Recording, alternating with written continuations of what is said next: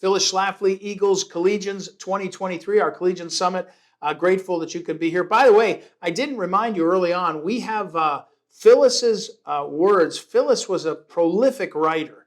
And before she died, she picked out her favorite speeches. And about 6 or 8 months before she passed away, she was looking through a bunch of her old files and she pulled out these certain speeches. We put them together in the very first volume of her writings, Phyllis Schlafly Speaks. It's volume 1. It's her favorite speeches. We've got 4 other volumes on patents, on the history of the ERA. So if you go to our website, phyllisschlafly.com, a lot of her writings are there. Especially interesting, the very first, Ryan, correct me if I'm getting it right, the very first Phyllis Schlafly report is is it Panama Canal, right? 1967, she's writing about the Panama Canal about, 11 years before Jimmy Carter gave it away. We won't focus on that. Anyway, so our next guest is Jason Smith. Congressman Jason Smith, been a frequent guest at our Collegians events, at our Eagle councils. He is a Missouri congressman. They changed it again. What is it, the second or third? It's the 8th. 8th. Oh, yeah. Sorry, look at that. The 8th is his district. And he's been in forever, but he's only like 42. 42? Your birthday was last week, right? Yeah. 43? 43 now. 43. 43 years old, which is amazing because you've been in for 10 years. And he is in a very interesting position now that they have the majority. He's the chairman of the Ways and Means Committee. And I was talking with your staff earlier. We were saying, coming over to this, and thank you for being here because it's a very busy time, to explain to our college kids what is a Ways and Means, what's a Ways and Means Committee. You were on the Budget Committee. You were one of the senior guys on the Budget Committee in the House, which in the Constitution it says the House shall originate the budget, right, and spending bills. So that sounds like the most important thing ever. But chairman of the Ways and Means Committee is a really big deal. So first of all, where does the name come from? Ways and Means. So when you welcome, say, by the way, welcome. Thank you, Ed. It's great to be here. When you say the Ways and Means Committee, it just made me think of a good friend of mine, Governor Kristi Noem, who served on the committee with me. She said that it was actually the committee of all the ways to be mean. Oh, really? Whenever you're looking at taxes or healthcare, even trade. But it's the oldest committee in Congress. It's the only committee that is described in the Constitution of the United States. A lot of people, when they think of Ways and Means, they may think of like weights and measures, like measuring gas pumps, you know.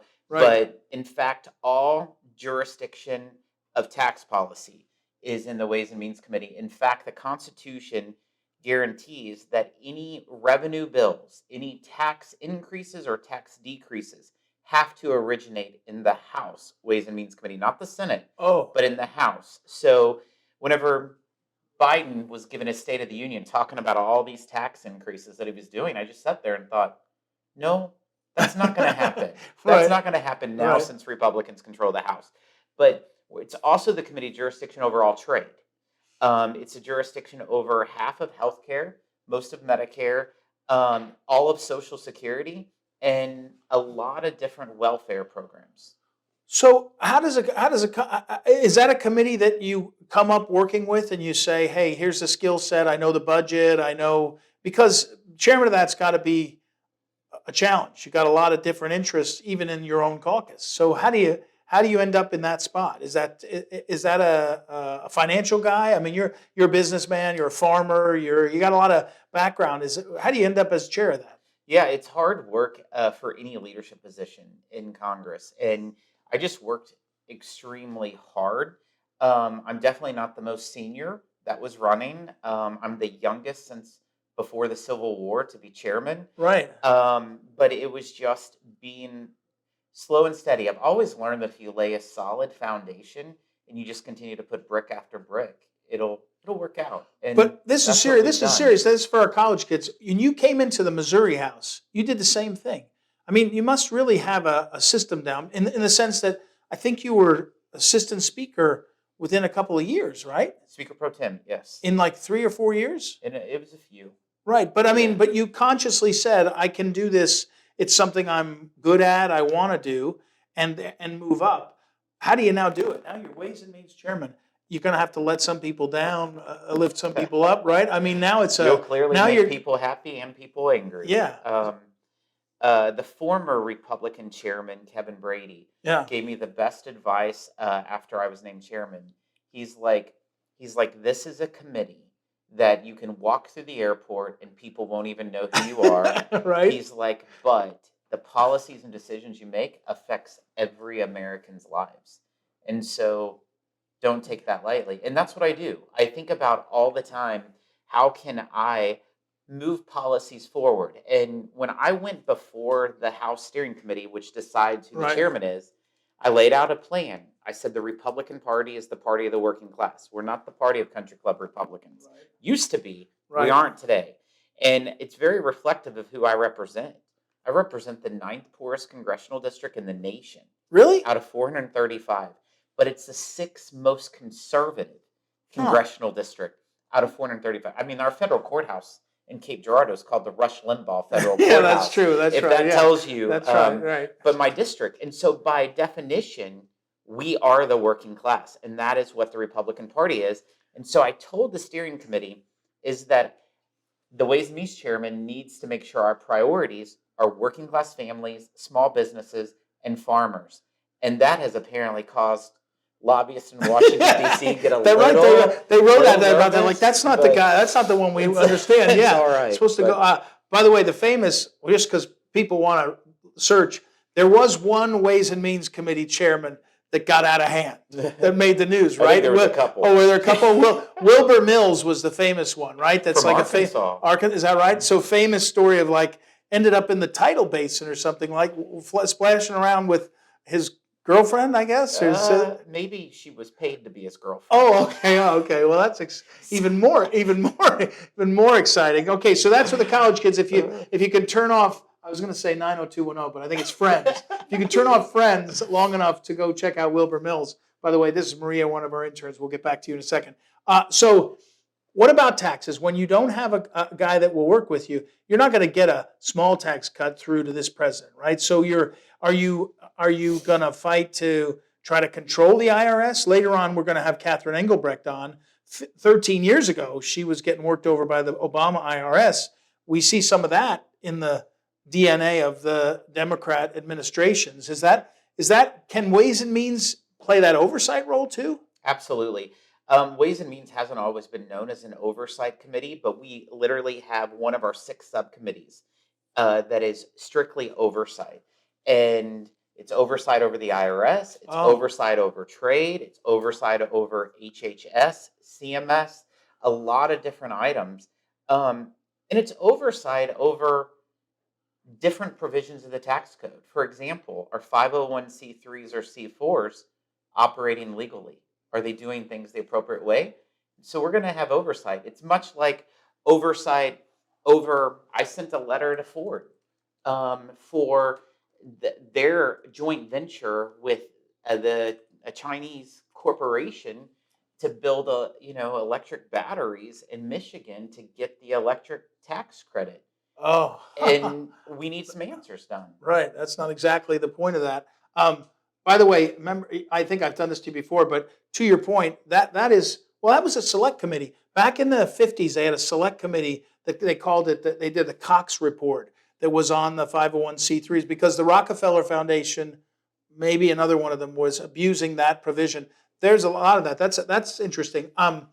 Sorry. But it's various provisions of the tax code. Right. There's a reason why we have a tax code. Right. Make sure you live and operate by it. And if there's abuses, we need to figure out how to fix them. We're talking with Congressman Jason Smith, the chairman of the Ways and Means Committee. If you're chairman of Ways and Means, do you stop serving on other committees as a practical matter? You do? Yeah. Because you're too busy? Yep. So that's your whole focus is Ways and Means? That is my entire focus. And it's more than enough, obviously. What do you think is happening? You've been a very successful elected official, meaning you've won races, tough races, you've been in competitive races, primaries, things. What's going on with the electorate for Republicans? You don't have to pick a horse. You don't have to. I don't know if you have in terms of the primary, but we're still in this time where people are really unsettled. And I think earlier we had Mike Howell, who is over at Heritage, who does oversight stuff, and he was saying that when they look and see Hunter Biden get a deal, and then you look and see Trump get indicted again, more and more voters are just thinking this isn't a very fair system. Are you feeling that? I mean, from the People are voters? extremely upset. They feel like it's a two-tiered legal system, and that Republicans or conservatives are treated differently than Democrats or liberals. Right. And it is a growing problem. And let's be real about it. You have President Trump that has been indicted for numerous crimes where that if he was convicted would serve more than 400 years.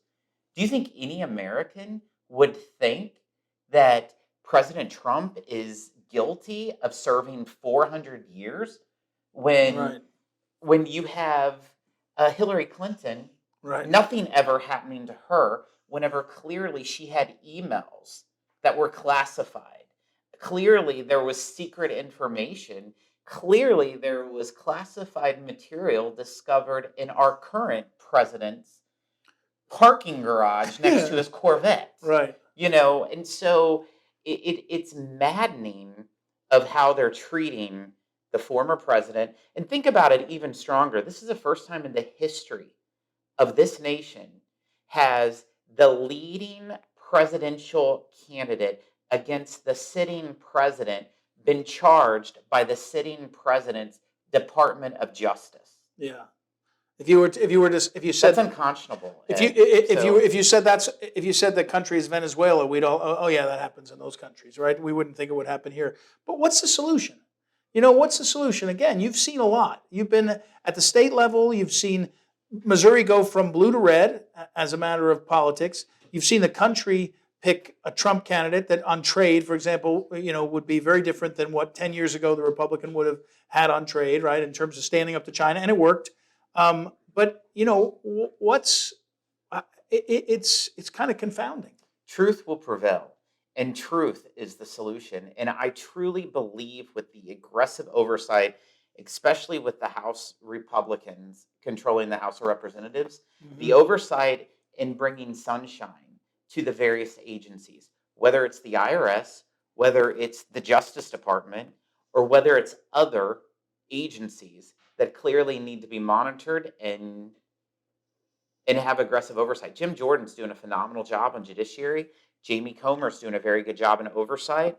And we're going to be giving them more additional information so that they can do more work. Can I ask you, our collegians out there, we're talking with Jason Smith. He's the chairman of Ways and Means. You got all these things to do. One thing in my head that earlier we had somebody in, and a congressman, and I was thinking, the other side will try to run out the clock, though, too, right? They'll bet that the election is a year away in 6 months and try to forestall. Oh, I know what it was. It was one of the guys who said they were FOIA requesting things, and they were getting the push. They were getting the and delay because they hope that the thing will change over again, and it does change a lot, right? It does seem to. Do you feel like you're in a hurry because of that? All the time. Yeah, I just don't feel like we can get enough done fast enough. We've actually had more committee hearings in my first 5 months as chairman of the Ways and Means Committee than what they did all the last 2 years. Because I'm go trying. But isn't that partly because Pelosi didn't care to have the committees do anything, right? She did everything from her virtual. Office. Yep. Right, and McCarthy has had to, Speaker McCarthy, let the guys try to do it, right? I mean, that part of it's that, and Pelosi was command control, so it's a different thing. But I didn't mean to interrupt you, but Maria, did you have any questions? Absolutely. So I was kind of wondering if you had any advice, Congressman, for conservative collegians on how to persevere in this kind of extreme political climate that we're witnessing right now, and it's just not looking too hopeful. So I was wondering if you could. She's at Ole Miss too. She's at Ole Miss in the South, so she's relatively sane. She's not even at. It's better down there. Yeah, a little better down there. Yeah. Don't give up, and don't just accept status quo, and that's in life and everything, not just in conservatism and pushing for our values, but just constantly keep fighting. Don't give up. I've had so many people tell me over the years that you can't do something, and that only makes me want to do it. And so, especially in this building, in this city where people don't think that you can accomplish some big things, I think we can. I really do. Knowing that we only control half of 1/3 of government right now, I still think that there's our leverage points where we can get some wins. And that's what you have to do as a collegiate conservative, a collegiate Republican. You don't know the little things you can do to make an impact in an election or on just the philosophy that someone's trying to develop. Congressman Chairman Smith, you went to Mizzou. And I know you didn't major in journalism because you had to actually, get a real job and all that. I think you were either ag or business or something. Both. But you went to a place that was famous for journalism. And I think we would have said about Mizzou, it's impressive. They had impressive journalism, history, pedigree, whatever. Now you watch the media, and actually, to your credit, you've been head down. You haven't been the focus because I don't think you give them much fodder. You're not Jim Jordan with the shirt sleeves and all that. I mean, you're just not. But the media is so dishonest about what's happening, and it's so thorough in its dishonesty. How do we fight that? I mean, how do we handle that? People say Donald Trump is this or that, and I don't recognize it because for me, I'm a conservative. Some of his policies were moderate. I mean, really moderate on lots of stuff, and yet he's made to sound like he's so far right. But the media is so unfair personally. Congressman Loudermilk was in, and that guy's like a nice guy, like really a sweet guy, like not. And he got set up by that select committee, and the media took it. The select committee played politics. Okay, I don't like it. It was mean and evil, but the media just took it and they ran with it, literally ran with it, and it's a lie. How do we deal with the media being so broken? I think if you're in elected office or in public service to any degree, you're going to be attacked. And you've got to be able to punch back. One thing that President Trump taught us is how to fight.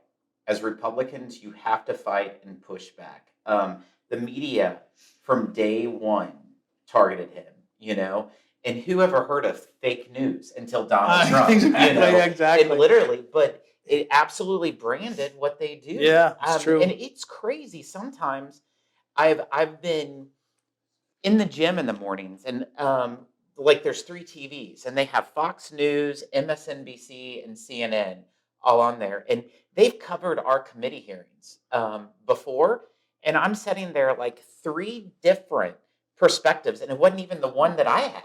So there was like 4, and I sat through the whole thing. I'm like, you really got that? Yeah. And so it's constantly just pushing out information. Yeah. All right. Jason Smith, chairman of the Ways and Means Committee, congressman from Missouri. I can tell his staffers here, he's got to go. He's got meetings all the time. So we're going to let you go anyway. We used up your time. So thank you for being here. Thanks for everything you're doing and for encouraging folks. That was a great soundbite in the middle about just persevering. So persevere, and we'll persevere through a break, and we'll be back. It's Ed Martin. It's the Phyllis Schlafly Collegians Summit 2023. Send your comments and questions in. We'll get to them, and we've got a lot more. We'll be right back.